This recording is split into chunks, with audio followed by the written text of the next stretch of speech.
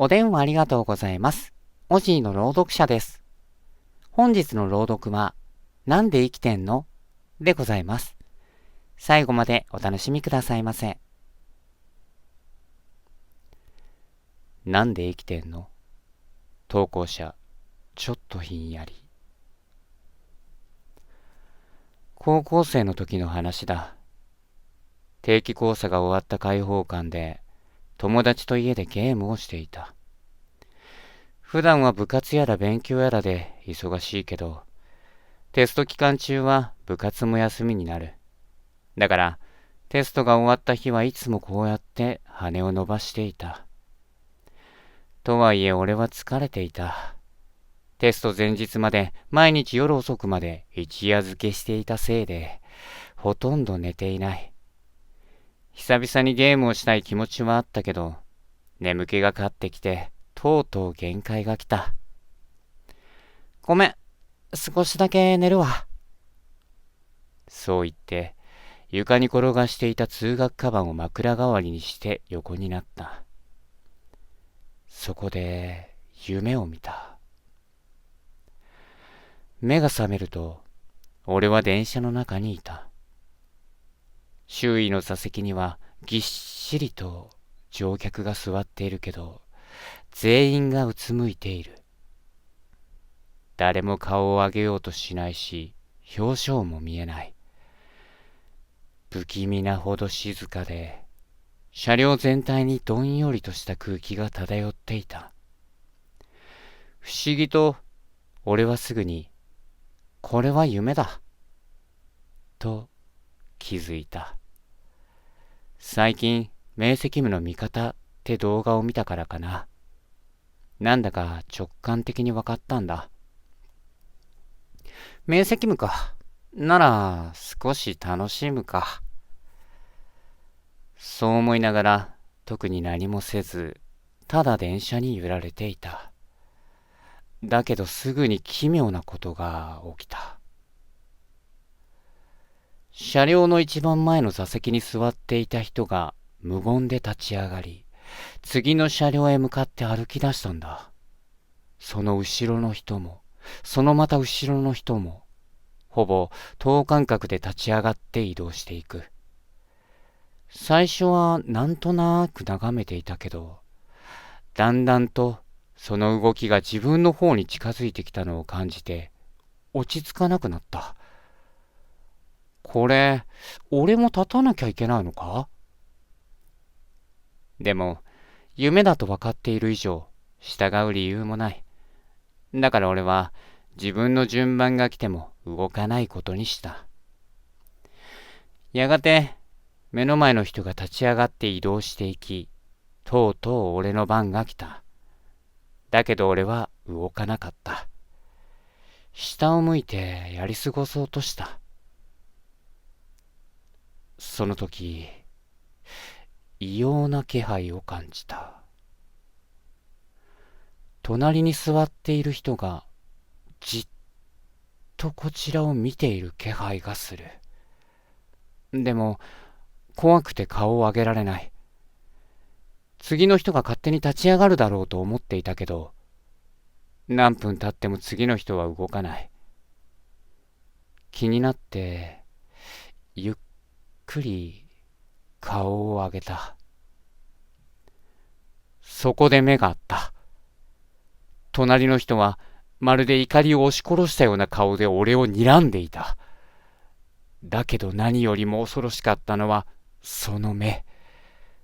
全体が真っ黒で、光も感情も全くない。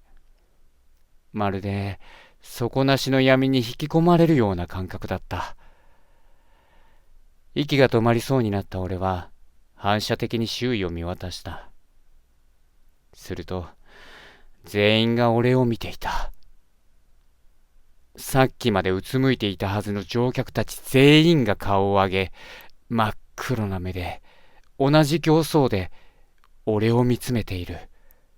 何かを責めるように。なんなんだよ、これ。動けないまま時間が過ぎる。でも、その視線に耐えられなくなり、思わず席を立ってしまった。すると、全員がまたうつむいた。あまりの異様さに震えながら、前の人たちと同じように車両の出口に向かった。でも、出口に立った俺は、愕然とした。そこには次の車両なんてなかった。ただ、外に吹きつける冷たい風と、猛スピードで走る列車の音だけが耳に入ってくる。先に進むには、ここから飛び降りるしかない。飛び降りたら死ぬ。そう確信した。足がすくんで動けない。でも、背後から、またあの視線を感じる。振り返らなくてもわかる。全員が俺を見ているんだ。進めってことかよ。振り向くと、全員がゆっくり立ち上がり、俺に向かって歩いてくる。明晰夢だと分かっていても、恐怖で体がすくんだ。動けないまま彼らが近づいてくるのを見ていると、ふと、非常停止ボタンのことを思い出した。これを止めれば。必死に非常ボタンを探すと、さっきまでなかった場所にボタンが現れた。迷わず押すと、けたたましい警笛が鳴り響き、電車が徐々に減速していく。電車が停車し、見知らぬホームに到着した。俺は何も考えずにホームに降りた。電車はゆっくり走り出し、ふと振り返った。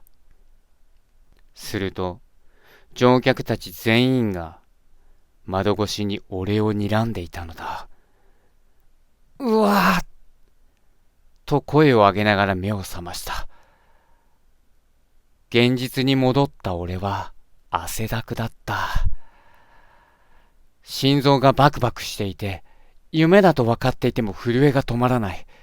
ふと友達を見ると、ゲームオーバーの画面をぼんやりと眺めていた。おい、大丈夫か？